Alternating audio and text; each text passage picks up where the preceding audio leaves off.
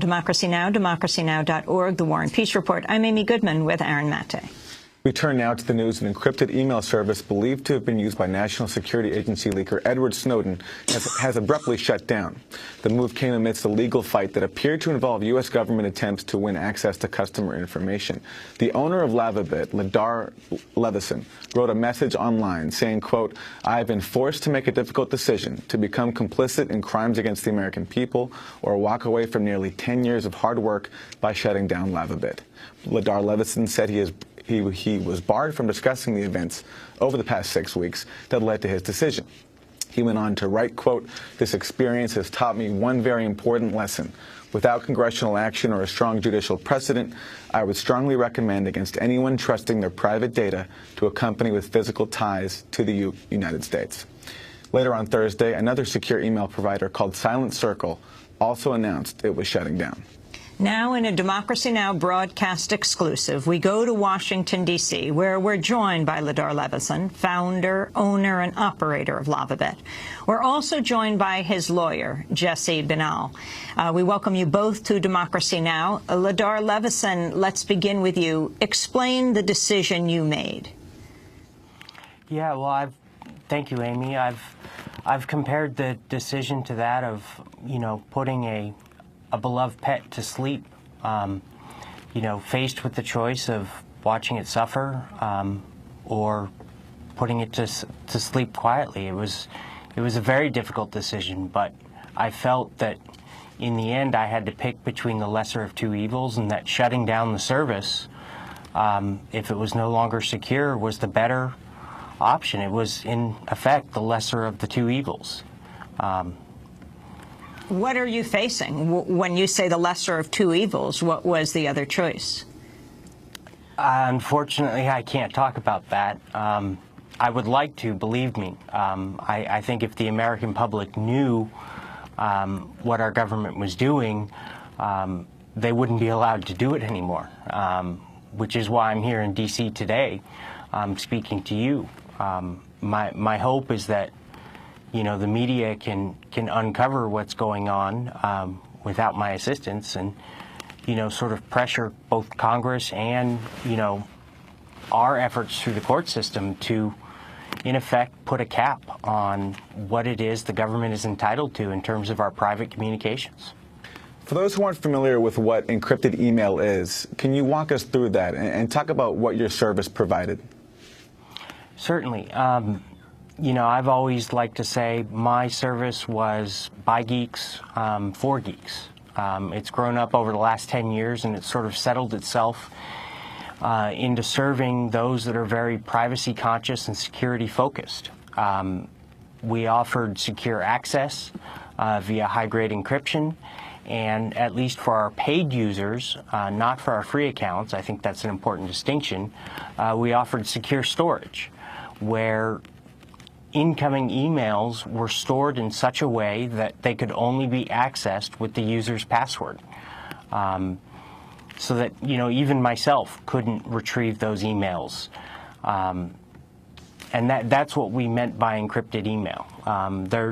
That's a term that's sort of been thrown around because there's so many different standards for encryption, but in our case it was encrypted and secure storage, because as a third party, I didn't want to be put in the situation where I had to turn over private information. I just didn't have it. I didn't have access to it. And that was may have been the situation that I was facing. Obviously I can't speak to the details of any specific case, but I'll just leave it at that. NSA leaker Edward Snowden recently described your decision to shut down Lavabit as, quote, inspiring. He told The Guardian's Glenn Greenwald, quote, "America cannot succeed as a country where individuals like Mr. Levison have to relocate their businesses abroad to be successful. Employees and leaders at Google, Facebook, Microsoft, Yahoo, Apple, and the rest of our internet titans must ask themselves why they aren't fighting for our interests interests the same way small businesses are. The defense they have offered to this point is that they were compelled by laws they do not agree with. But one day of downtime for the coalition of their services could achieve what 100 lava bits could not. Snowden went on to say, quote, "When Congress returns to session in September, let us take note of whether the Internet industry statements and lobbyists, which were invisible in the lead-up to the Conyers-Amash vote, emerge on the side of the free Internet or the NSA and its intelligence committees in Congress." Ladar, you were the service provider for Edward Snowden?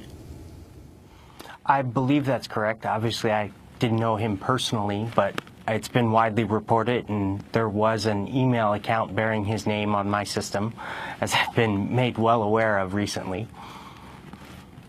Glenn Greenwald also wrote, "What is particularly creepy about the LavaBit self-shutdown is that the company's gagged by law even from discussing the legal challenges it's mounted and the court proceeding it's engaged. In other words, the American owner of the company believes his constitutional rights and those of his customers are being violated by the U.S. government, but he's not allowed to talk about it." Greenwald goes on to write, quote, "Just as is true for people who receive national security letters under the Patriot Act, LavaBit has been told they would face serious criminal sanctions if they publicly discuss what is being done to their company." Ladar Levinson, why did you start LavaBit? Well, just to add one thing to Greenwald's comments, I mean, there's information that I can't even share with my lawyer, let alone with the American public. So if we're talking about secrecy, you know, it's really been taken to the extreme, and I think it's really being used by the current administration to cover up tactics that they may be ashamed of.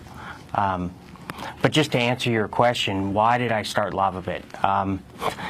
It was right out of college. I was sitting around with a group of my friends. I owned the domain name nerdshack.com, and we thought it would be cool to offer, you know, a free private email with a large quota, just like Gmail. And we sort of built the service along those lines. And as I was designing and developing the custom platform, it was right around when the Patriot Act came out. And that's really what colored my opinion and my philosophy, and why I chose to take the extra effort and build in the secure storage features, and sort of focus on the privacy niche and the security-focused niche. And it's really grown up from there. We've seen a lot of demand for, you know, people who want email but don't necessarily want it lumped in and profiled along with their searches or their browsing history or any of their other internet activities. And that's really where we've focused and really how we've grown over the years, up to when I shut down, 410,000 registered users. And Ladar, during this time, you've complied with other government subpoenas. Is that correct? Yeah, we've probably had at least 24 subpoenas over the last 10 years, from local sheriff's offices all the way up to federal courts. And obviously I can't speak to any particular one, but we've always complied with them. I think it's important to note that, you know, I've always complied with the law. It's just in this particular case, I felt that complying with the law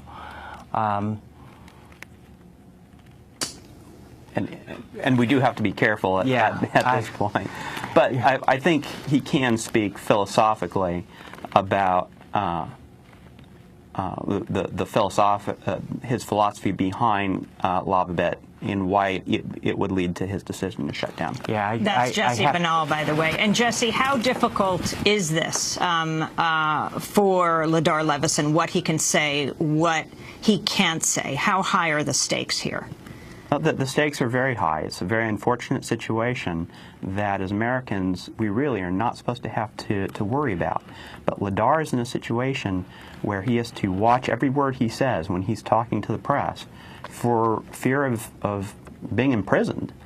And we can't even talk about what the legal requirements are that make it so he has to watch his words. But the simple fact is, I'm really here with him only because there are some very fine lines that he can't cross. for fear of being dragged away in handcuffs. And that's pretty much the exact fears that led the founders to give us the First Amendment in the first place. So it's high stakes. And Ladar, in your letter, you write that a favorable decision would allow me to resurrect LavaBit as an American company. So are you suggesting perhaps that you would consider moving it abroad? I don't think I can continue to run LavaBit abroad as an American citizen. I would have to move abroad effectively to administer the service. As an American citizen, I'm still subject to the laws and jurisdiction of the United States, particularly as long as I continue to live here. You know, that's why I have a lot of respect for Snowden, because he gave up his entire life, the life that he's known his entire life, so that he could speak out.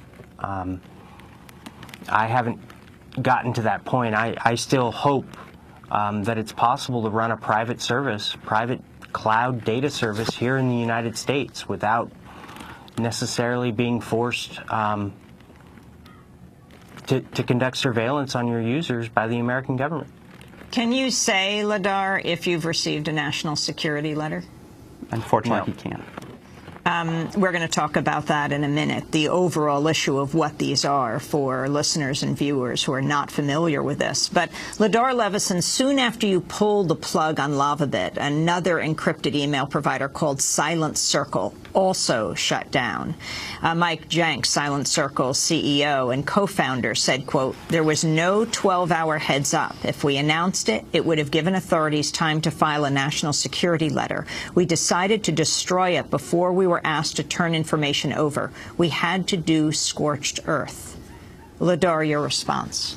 I can certainly understand his position. If the government had learned that I was shutting my service down, can I say that? Well, I think it's best to kind of avoid that topic, unfortunately. But I think it is fair to say that Silent Circle was probably in a very different situation than LavaBit was, and which is probably why they took the steps that they did, which I think were admirable. Yeah, but I will say that I don't think I had a choice but to shut it down without notice. I felt that was my only option. And I'll have to leave it to your listeners to understand why. But it's important to note that, you know, LavaBit wasn't the first service provider to receive a government request, and we're not the first service provider to fight it. We're just the first service provider to take a different approach.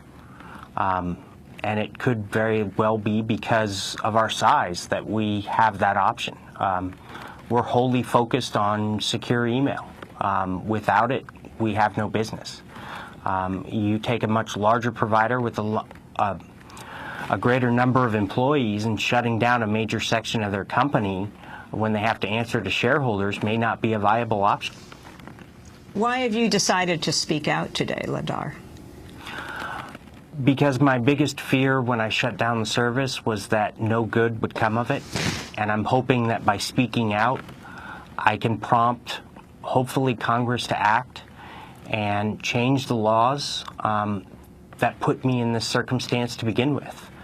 I know that's a little ironic, considering I can't speak about the specific laws that put me in this position, but you know, there's a real need in this country to establish what the rights are of our cloud providers. And unless we take actions to ensure that, you know, we can continue to operate secure private services, I think we're going to lose a lot of business over the next few years. And I think all the major providers, not just LavaBit, have gone on record to say the same. Do you think people should use email? Yeah, I think it's a great way to communicate. I think we're entering a world where we have any number of ways of communicating, from postal mail to Twitter to text messaging to Facebook to instant messenger to email to telephone to video chat. They all kind of blend together. They all sort of fit their own niche, their own purpose. And I think email still has a very important role to play in communication between people.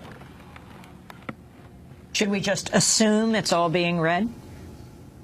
I think you should assume any communication that is electronic is being monitored. We're going to break and then come back to our discussion, and we'll be joined by a service provider who did get a national security letter and is now able to talk about it.